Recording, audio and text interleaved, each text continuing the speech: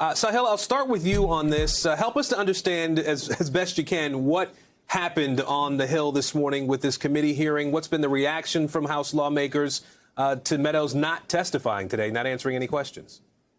Well, Mark Meadows was given a deadline of 10 a.m. to appear before the January 6th Select Committee and to testify.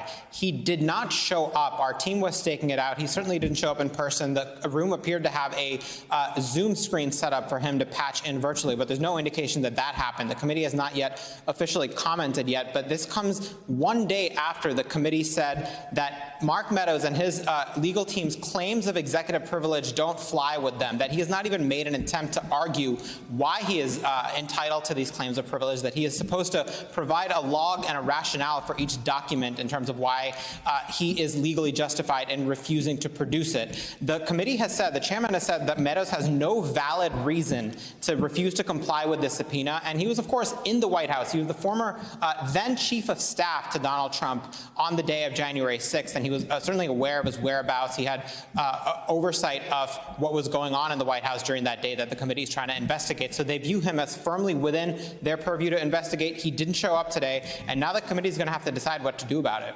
Well, that was my question for you, Sahil. What is the next step for the committee? What can they do at this point? The chairman, Benny Thompson, has suggested that he's going to face the same fate as Steve Bannon, which is that the committee will vote to hold him in contempt, refer that to the Justice Department as a criminal referral, and ask them to prosecute Mark Meadows. Now, it's notable that it's been 22 days since the House voted to hold Steve Bannon in contempt, and there has been no prosecution yet. Thompson has not explicitly said that they will do that with Meadows, but that is the preferred route for the House to go. They can also file a civil lawsuit, go the civil route, but as the former White House counsel Don McGahn could tell you, they could run out the clock for several years on that front. It's a very slow process, and the third option is inherent contempt.